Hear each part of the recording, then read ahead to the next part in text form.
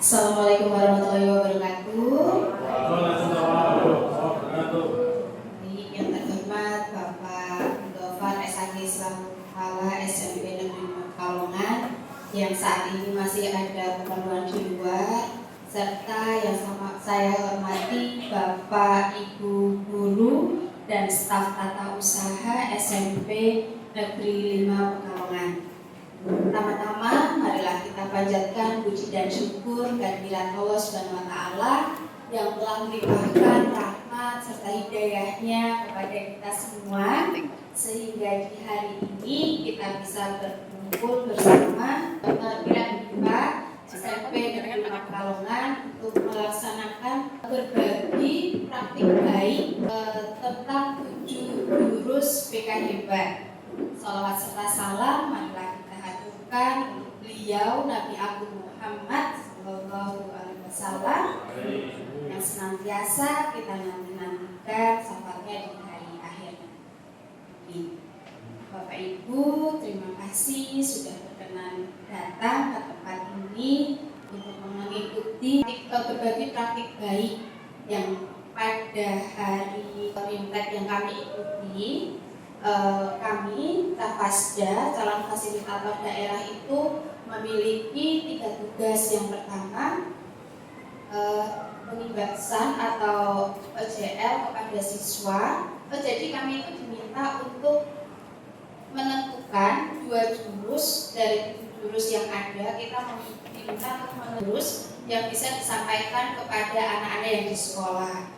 Nah, untuk anak-anak yang ada di SMP 5, saya memilih jurus yang ketiga tentang tumbukan resiliensi, dan jurus yang kedua tentang mengelola emosi.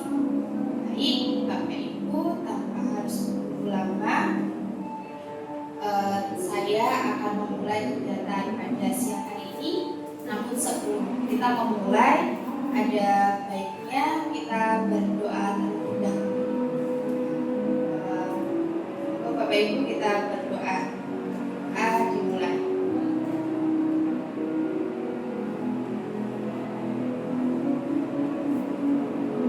Terima kasih. Semoga dengan doa yang sudah Bapak Ibu panjatkan, kegiatan pada hari ini dapat berjalan lancar tanpa adanya kekurangan suatu apapun.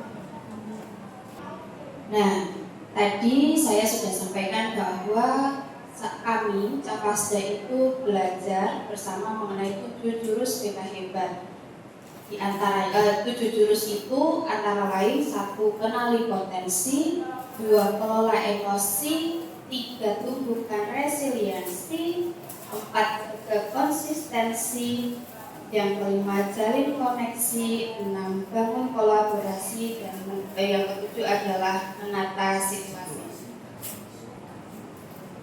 Lalu kemarin saya sudah melaksanakan pembahasan atau konsep learningnya kepada siswa kelas 9E, di mana jurus yang saya pilih adalah jurus ketiga, tumbuhkan resiliensi, dan jurus yang kedua, kelola emosi.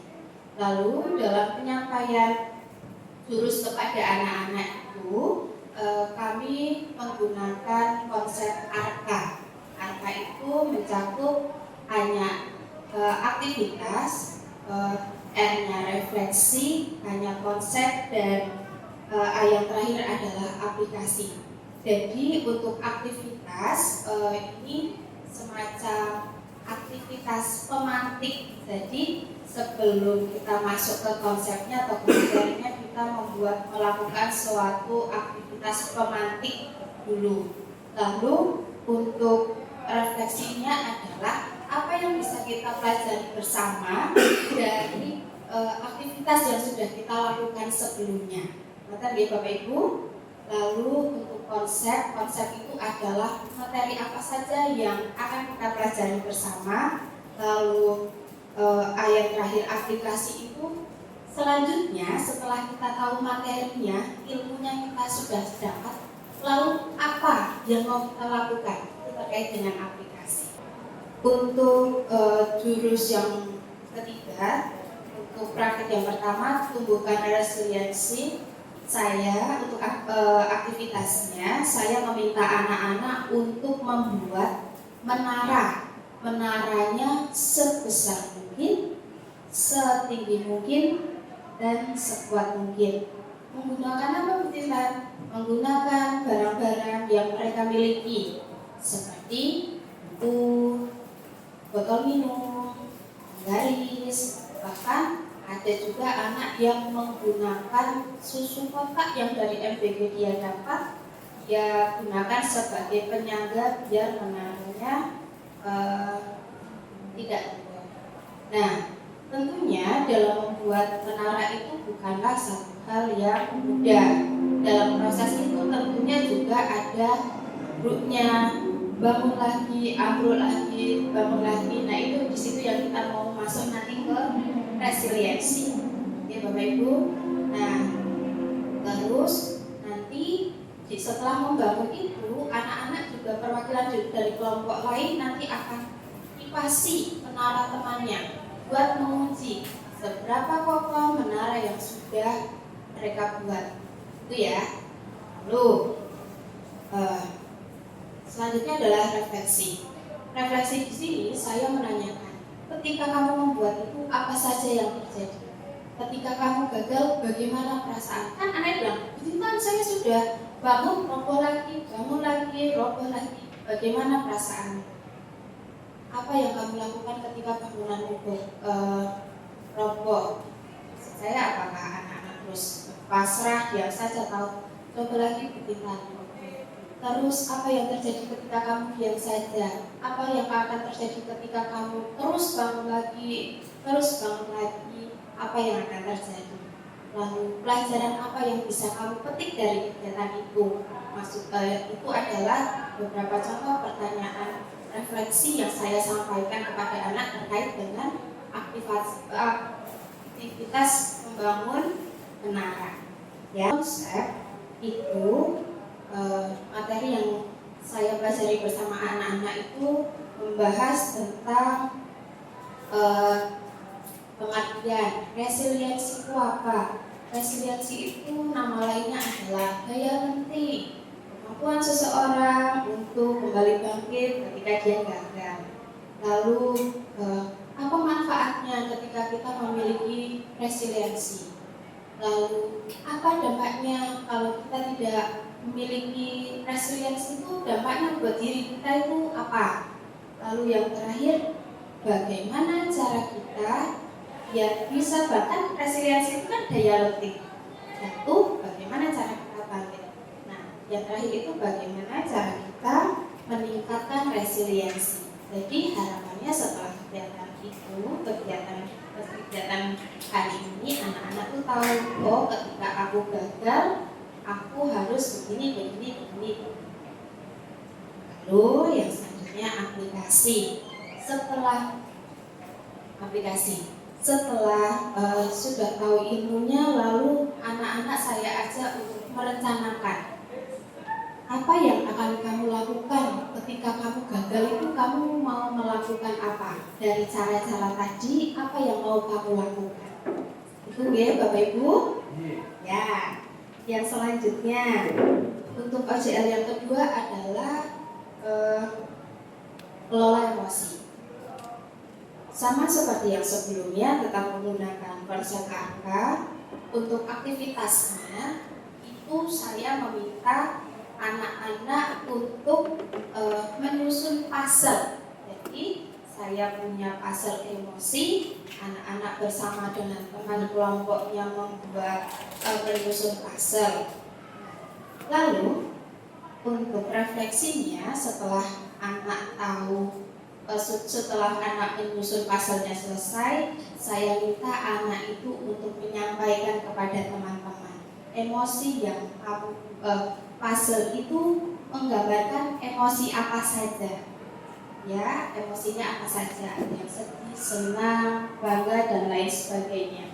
Lalu saya tanyakan seberapa sering kamu mengalami emosi itu. Lalu apa saja yang kamu lakukan ketika kamu mengalami emosi itu.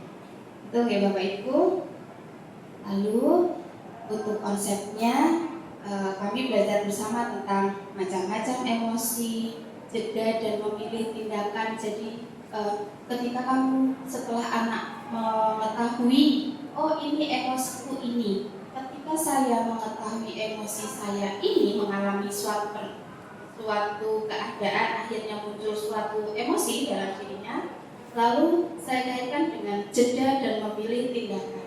Apa yang saya lakukan? Apakah saya terus mengambil tindakan atau saya berhenti dulu lalu saya menentukan tindakan apa yang tepat untuk saya lakukan? Saya tanamkan ke anak-anak bahwa ketika kamu mengalami suatu kejadian, muncul suatu emosi dan kamu terus mengambil tindakan, nanti pilihan tindakan yang kamu lakukan bisa jadi salah. Lalu yang ketiga adalah roda pilihan. Roda pilihan itu ada 8 pilihan yang bisa dipilih ketika anak-anak atau kita mengalami suatu emosi. Misalnya mengalihkan kepada aktivitas yang menyenangkan, 2 sharing, 3 berkumpul dengan keluarga, dan lain sebagainya. Lalu aplikasinya saya kemarin membuat roda pilihan, di mana roda pilihannya sudah mencakup apa yang mau dilakukan.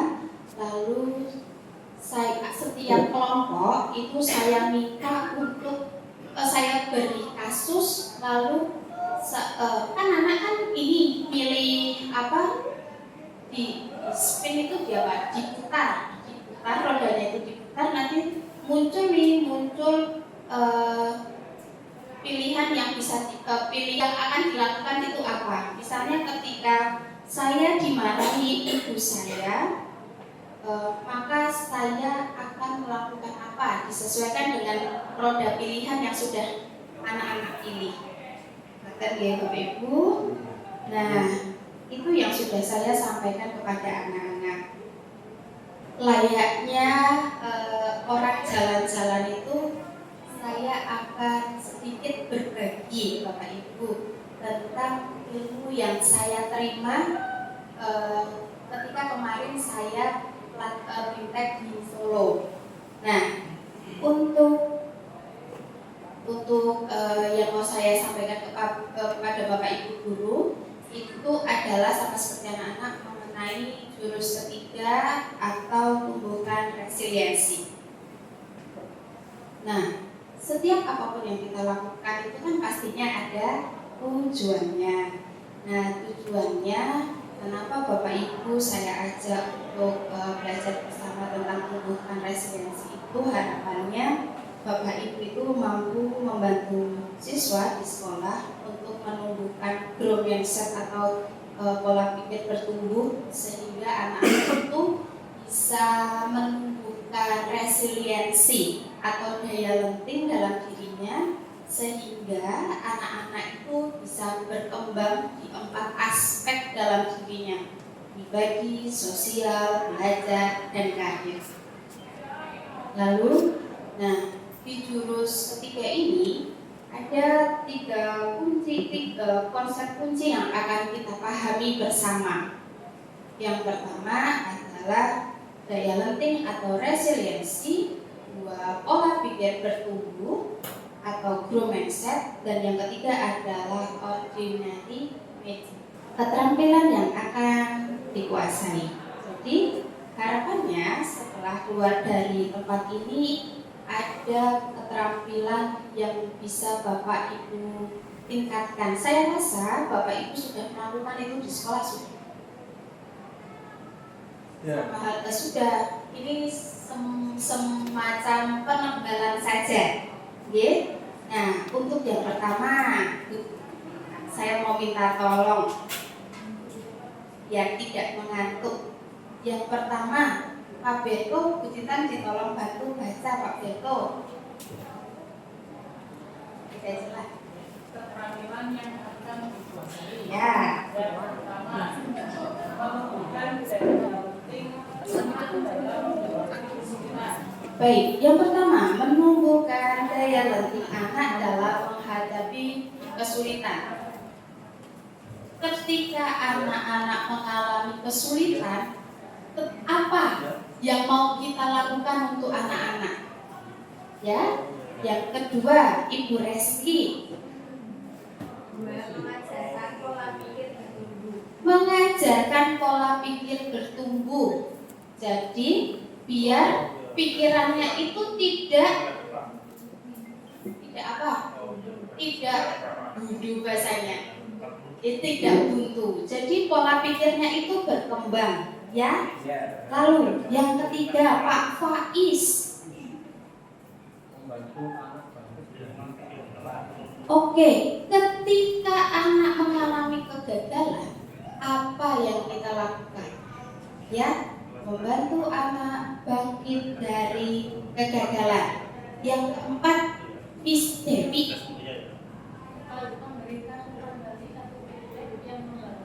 Oke, memberikan umpan balik. Jadi yang membangun, garis besarnya adalah membangun. Tidak hanya sekedar umpan balik saja, tetapi memang umpan balik yang bisa membangun siswa. Oke, selanjutnya. Nah, saya mau ajak Bapak Ibu untuk bercerita dengan teman di kanan kirinya tentang kegagalan apa saja yang pernah Bapak Ibu alami, ya. Kegagalan cinta, coba diceritakan kegagalan apa saja yang pernah Bapak Ibu alami. Boleh diceritakan dengan teman samping kanan kirinya.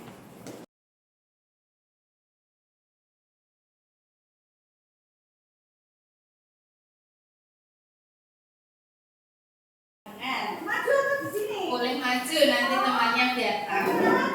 Boleh, tapi temannya sudah kenal. Bu Dewi, coba. Halo, cerita. Apa? Kegagalannya gini. Jadi tahun 2014 waktu ada COVID. Oh iya, tapi bukan berarti bukan berkembang dari segi ilmunya, tapi dari segi kesejahteraan. Ya, tenang. Sama-sama. Oke, Kalau perasaannya pastinya sedih. oh sedih kepalaku. Tadi coba lagi. Coba sampai akhirnya berhasil. Pertanyaannya, apa yang terjadi ketika Bu Dewi gagal dan tidak mencoba lagi? Tidak mencoba lagi. Ya. Gagal tidak mencoba lagi. Tapi kayak nggak pernah Bu. Apa yang akan terjadi? Oh, ya nggak bakal kangen Bu. Jadi nggak bisa di sini bergabung. Sebelumnya Bismillahirrahmanirrahim. Assalamualaikum warahmatullahi wabarakatuh. Di sini saya mau menceritakan kegagalan tapi yang disukai dan ada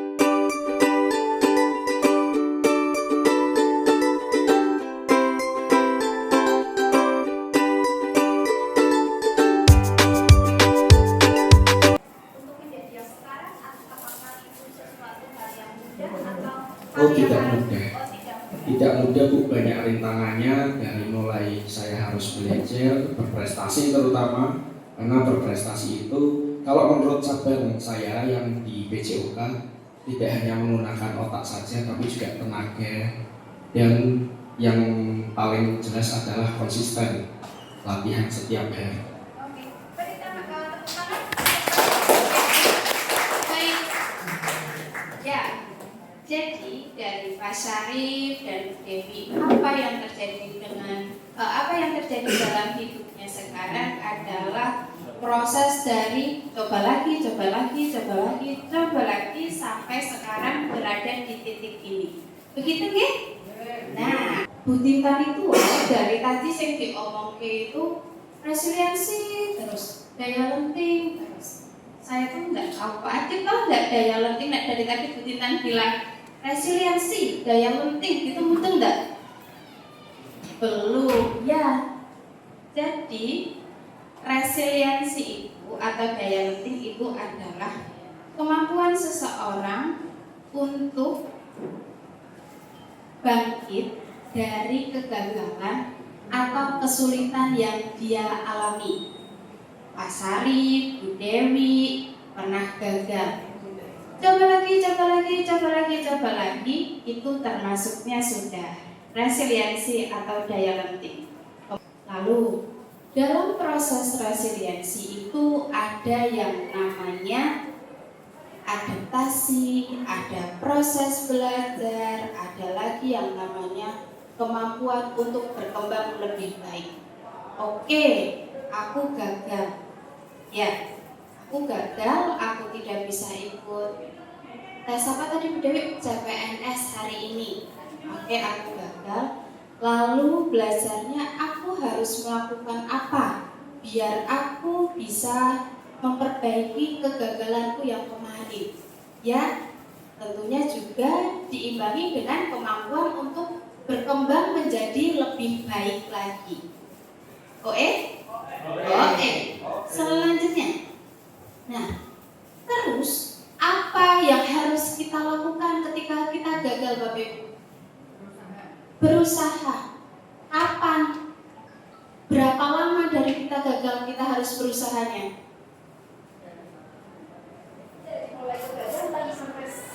Sampai kapan? Nanti-nanti? Sampai hasil. Sampai kapanpun. Ketika saya gagal sekarang, rasanya pastinya sedih, kecewa. Tetapi yang harus saya lakukan adalah saya harus cepat-cepat bangkit.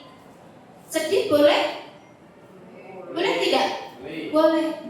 Yang tidak boleh itu kalau kita berlarut-larut terlalu lama dalam kesedihan. Itu yang tidak boleh. Ketika kita terlalu berlarut-larut, artinya kita menunda keberhasilan kita. Ya? Jelas? Oke. Apa dampaknya kalau kita tidak punya daya lenting atau resiliensi? Apa Ki? Oh, stres, bagus. Aku gagal, aku rak iso. Aku tidak seperti teman-temanku yang lain. Aku tidak layak berteman dengan temanku yang sudah lolos P3K, PNS. Aku tidak pintar seperti mereka. Dia stres, dia menarik diri dari hubungan sosial dengan teman-temannya. Akhirnya bisa diakhiri dengan bundir atau bunuh diri. Terlalu besar resikonya ketika seseorang tidak memiliki resiliensi atau daya lenting. Lanjutnya. Nah, oh iya lupa tanya. Apakah di antara Bapak Ibu guru sudah ada yang belum pernah mengalami kegagalan? Yang belum pernah mengalami kegagalan, ada? Pak Mas belum pernah gagal? Oke. Pastinya semua orang pernah, betul? Bayi 1 tahun pun itu juga pernah gagal. Ya? Anak belajar jalan umur berapa ya Bu? 1 tahun. Dia jatuh, bangun lagi, jatuh, bangun lagi, sampai akhirnya dia bisa berlari. Nah, kalau kita kalau kita sebagai orang dewasa aja kita pernah gagal, lalu pertanyaannya bagaimana dengan anak-anak kita yang ada di sekolah? Bagaimana? Pernah gagal? Pasti pernah gagal. Nah, untuk konsep yang kedua, tadi kita kan belajarnya kan ada resiliensi. Yang konsep kedua adalah pola pikir bertumbuh atau growth mindset. Menurut Carroll itu, kemampuan itu bukanlah hasil bawaan, ya, bukan genetik, bukan bawaan dari orang tua, melainkan hasil dari usaha, hasil dari belajar, hasil dari berproses secara terus menerus. Lalu orang yang punya pola pikir bertumbuh ketika gagal menganggap kegagalan sebagai pelajaran. Buat apa? Untuk menjadi lebih baik. Nah, sementara lawannya growth mindset itu apa Pak Faiz?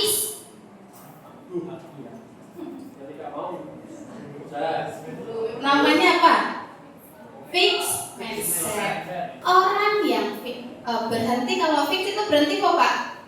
Apa tadi kok mandek-mandek? Kalau orang yang fix mindset itu menganggap bahwa kemampuannya itu bawaan dari lahir. Artinya tidak bisa dikembangkan lagi. Nah, saya ngajak Bapak Ibu bedik-bedik yang enggak mengantuk. Yang pertama, tenang aja, saya bacain. Bapak Ibu tinggal bilang grow mindset atau fix mindset. 1. Saya percaya bahwa kepercayaan dasar saya adalah sesuatu yang tidak dapat saya ubah terlalu banyak. Fix. Bagus. 2. Ketika saya menghadapi tantangan, saya biasanya menyerah karena saya merasa tidak cukup mampu. Bagus sekali. Selanjutnya, saya percaya bahwa saya mampu meningkatkan kemampuan dan bakat saya jika saya berusaha dan bekerja keras. Grow. Bagus. Selanjutnya, Pak Berto, angkat tidak Pak? Oh tidak. Saya cenderung menghindari tantangan karena saya takut terlihat bodoh dan gagal. Fix. Oke. Lanjut. Saya melihat kegagalan sebagai kesempatan untuk belajar dan tumbuh, bukan sebagai bukti tidak mampuan saya. Grow. Oke. Masih ada lagi. Oke. Lanjut lagi katanya. Oke. Usaha dan kerja keras adalah kunci Bapak Ibu adalah kunci untuk mencapai kesuksesan dan mengembangkan kemampuan saya. Oh, bagus. Selanjutnya, bakat alami adalah faktor terpenting dalam mencapai kesuksesan. Bakat alami untuk usaha saja tidak cukup jika tidak berbakat. Fix. Ya. Nah, itu tadi adalah contoh-contoh pernyataan dan Bapak Ibu semua sudah sudah tahu mana yang bagian grow, mana yang bagian fix mindset. Nah, kata ubah paradigma. Coba saya dibantu Pak Bu. Fix mindsetnya bilangnya begini. Saya bisa sukses jika saya punya bakat. Kan fix. Grow mindsetnya bilangnya bagaimana? Tanpa bakat saya sukses. Tanpa bakat saya bisa sukses. Dengan cara apa? Dengan usaha saya bisa sukses. Bagus. Yang kedua, saya menyerah. Ya, itu betul, saya nggak menyerah. Ya, saya nggak menyerah. Bagaimana berarti harusnya?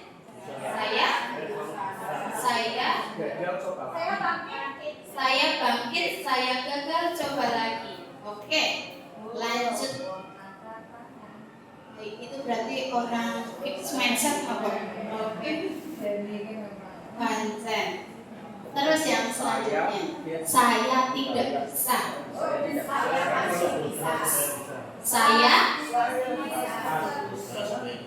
Saya akan selalu berusaha agar bisa. Bagus. Selanjutnya, mengapa masalah ini terjadi dengan saya? Kan ada yang bilang, kenapa sih kok aku meneh. Orang grow mindset bilangnya yang terpilih saya akan menghadapi permasalahan ini dengan penuh tanggung jawab. Oke, ini terjadi dengan saya. Lalu apa yang harus saya lakukan? Ya, bukan cuma ngomong kenapa semua ini terjadi dengan saya, tetapi apa ketika itu sudah terjadi kepada saya, Apa selanjutnya yang harus saya lakukan? Tawakal ya. Selanjutnya, kalau ketika diberi kritik, saya merasa sakit hati, rak terima, orang profesor bilangnya apa? Oke? Oh, itu adalah sebuah Terima kasih atas sarannya. Oke, nah, terima kasih untuk sarannya. Setelah ini saya akan berusaha lebih baik lagi. Merangkai kata yang menguatkan. Ya, ketika ada anak yang sedang bermasalah, sering ya Bapak Ibu ketemu anak yang bermasalah. Lalu apa yang bisa kita lakukan? Ya, memberi motivasi, memberikan umpan balik. Umpan balik yang apa tadi di depan itu? Yang mendukung, nggak ngantuk ya, nggak ya, berarti di depan. Umpan balik yang mendukung. Nah, syaratnya itu umpan balik yang mendukung. Yang pertama, tidak boleh tidak boleh fokusnya ke orangnya, tetapi fokusnya ke perilakunya. Kamu ki memang pemalas, tidak boleh, ya. Nah, kalau itu contohnya, kamu memang selalu ceroboh, itu berarti yang dituju adalah personalnya, oke? Tetapi harus fokusnya pada perilakunya. Saat presentasi tadi, kamu tampak tidak percaya diri. Ya, saya bacain biar gampang ya. Oke. Tidak boleh fokus kemana Bapak Ibu? Ke individunya. Fokusnya ke perilakunya. Oke. Selanjutnya, ketika ada anak yang bermasalah, itu kita kan biasanya memberikan saran-saran apa? Tapi harapannya saran-sarannya itu harus yang konkret. Kamu, kalau di sini katanya, kamu perlu terus berusaha lagi. Konkret atau belum? Belum. Nah, konkretnya bagaimana? Kerja nyatanya harus bagaimana? Kamu harus meningkatkan belajarmu. Yang tadinya cuma 2 jam ditingkatkan lagi menjadi 2,5 jam. Mungkin dibuat jadwal belajarnya agar lebih tertata dengan baik, itu ya. Nanti dikerjakan soalnya halaman 51 sampai 59. Pokoknya saran-sarannya itu harus yang jelas, tidak boleh yang mengambang. Oke? Ya. Fokus. Pernah dahar burger Bapak Ibu? Nah, pernah walaupun sekali. Nah, walaupun dapatnya di MBG yang penting pernah. Di burger itu ada apa saja? Ada rotinya di atas, ada dagingnya, ada limunnya, ada seladanya, ada wijennya, ada sausnya. Bawahnya ditutup dengan roti lagi. Ditutup dengan roti lagi. Makannya satu-satu atau langsung itu di ketika satu itu langsung dimakan, rasanya bagaimana?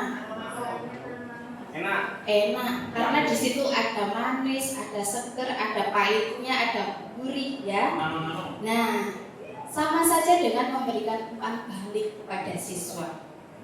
Ada bagiannya. Jadi di awal atau di bagian atas kan dikasih apa tadi nek burger itu ada rotinya. Roti itu kita ibaratkan sebagai apresiasi. Di atas namanya apresiasi awal. Diapresiasi anaknya. Ya. Nah, terus yang tengahnya adalah koreksi. Yang salah dikoreksi. Setelah dikoreksi, kita apresiasi lagi.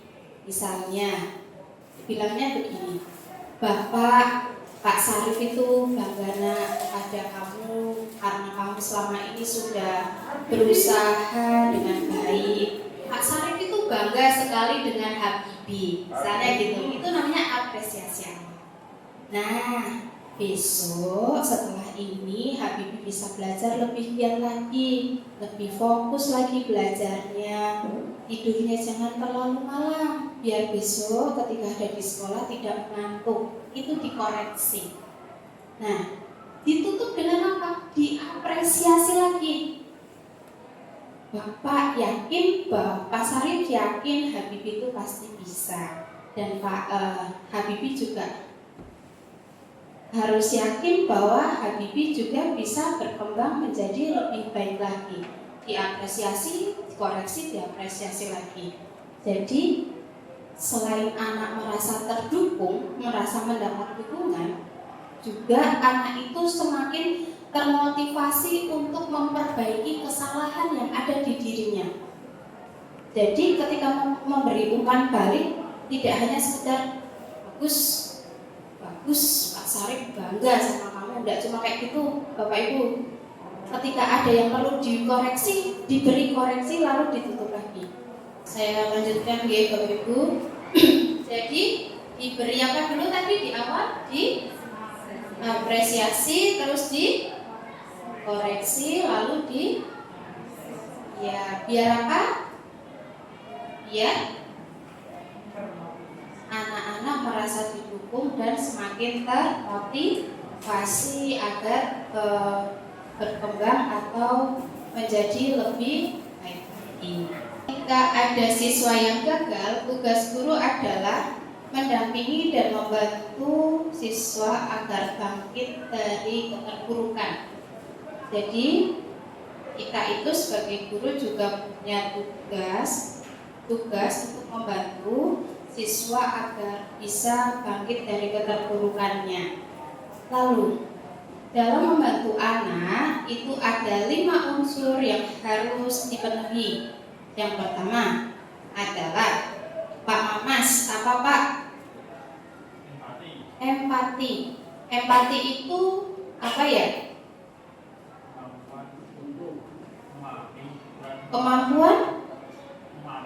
Kemampuan untuk memahami apa yang dialami orang lain, bagaimana perasaannya, itu berempati. Yang kedua adalah Bu Dewi, pengakuan atau usaha. Ketika anak lomba lari Pak Faiz kalah, pengakuan usahanya bagaimana Pak?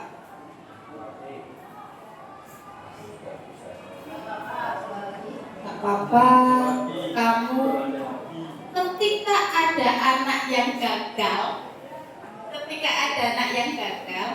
bisa kita pahami bahwa pastinya anak sudah berusaha walaupun gagal. Nah, unsur yang kedua adalah pengakuan usaha. Kamu sudah berusaha secara maksimal, diakui usahanya.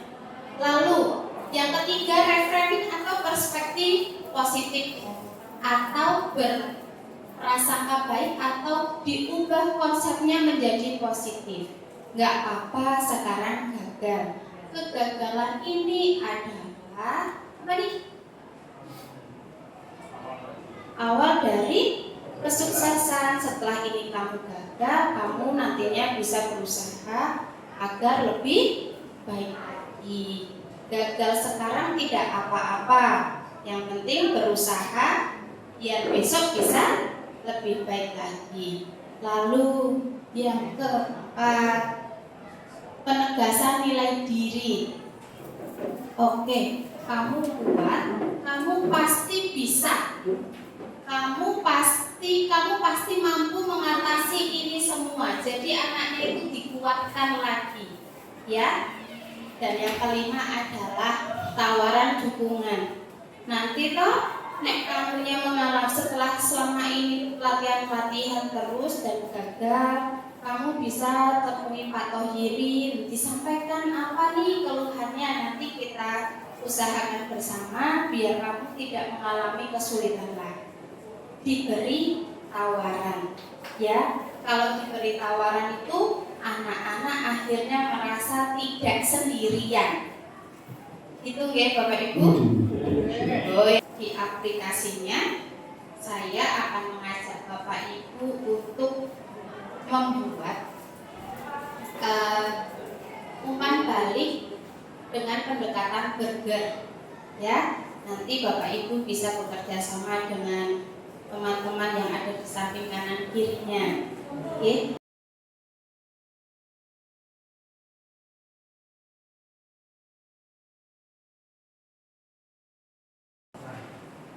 Sudah?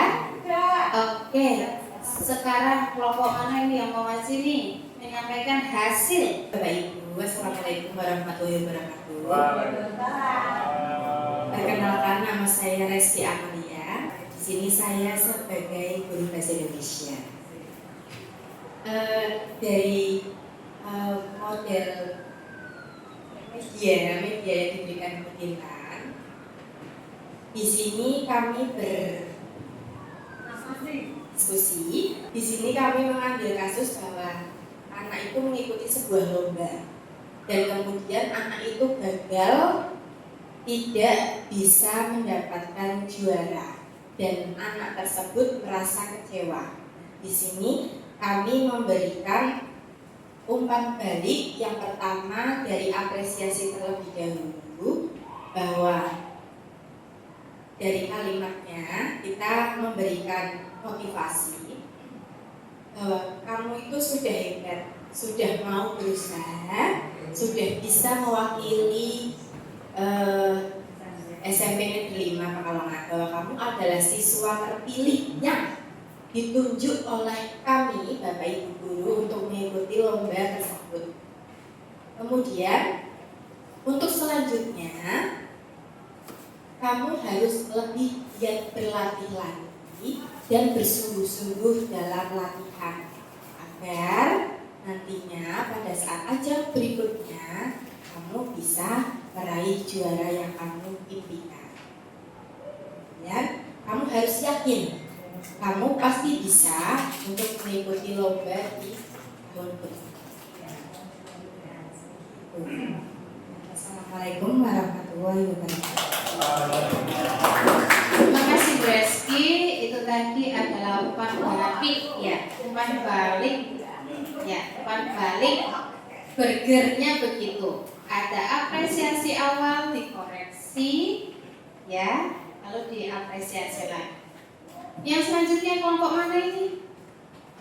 Terima kasih Bu Diklat atas waktunya. Ini dari kelompok kami menanggapi situasi yang pertama, yaitu Judi gagal mengeksekusi tendangan penalti. Akibatnya tim sepak bola sekolah kalah tipis. Empatinya, saya paham pastinya kamu bersedih dengan kegagalanmu itu. Namun usahamu dalam pertandingan tadi sudah sangat baik. Kegagalan ini bukanlah akhir dari segalanya. Kamu bisa lebih baik lagi jika kamu berusaha. Kamu mampu mengatasi ini semua. Saya yakin jika kamu masih mengalami kesulitan lagi, kamu bisa menghubungi Bapak Tohiri yang bisa dia didoakan. Terima kasih. Ya, jadi apa yang disampaikan Pak Ubran tadi sudah mencakup 5 unsur umpan balik. Ada empatinya, ada diakui usahanya, ada perspektif positifnya, ada penegasan nilai diri dan tawaran. Jika kamu masih mengalami kesulitan, nanti kamu bisa menghubungi Pak Tohiri tawarannya. Tuh. Nah, Bapak Ibu yang tidak membacakan tadi sudah selesai ya? Ya, nanti bisa dikumpulkan ke saya hasil pekerjaannya.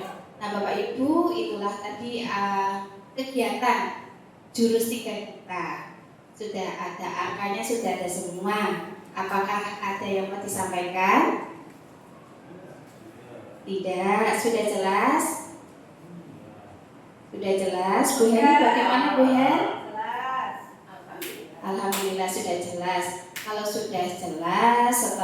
kegiatan hari ini harapannya adalah Bapak Ibu bisa bisa mendampingi anak. Jadi tadi dikatakan ketika anak gagal, kita sebagai guru juga punya peranan untuk membantu anak untuk bangkit lagi dari kegagalannya.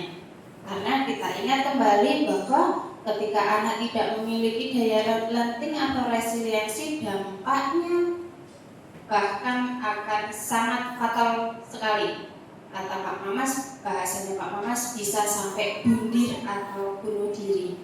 Nah, kita sebagai guru di sekolah juga memiliki peranan untuk mendampingi anak ketika mengalami kegagalan. Gitu ya Bapak Ibu guru? Oke, terima kasih Bapak Ibu. Kalau sudah tidak ada yang sampaikan, sudah jelas. Saya rasa pertemuan pada siang hari ini sudah cukup. Nanti jikalau setelah ini Bapak Ibu masih mengalami kebingungan, masih mengalami tidak tahu nih mau bagaimana, nanti bisa dikomunikasikan atau kita bicarakan bersama dengan saya di ruang BK. Mengatakan Bapak Ibu, ya. Terima kasih untuk waktunya, terima kasih untuk kesempatan belajar bersamanya. Semoga pertemuan kita pada hari ini bermanfaat untuk saya dan Bapak Ibu semuanya. Saya sebagai pemateri pada hari ini memohon maaf jika dalam menyampaikan materi pada hari ini masih banyak kekurangan ataupun kurang berkenan di hati Bapak Ibu semuanya. Akhir kata saya tutup. Assalamualaikum warahmatullahi wabarakatuh.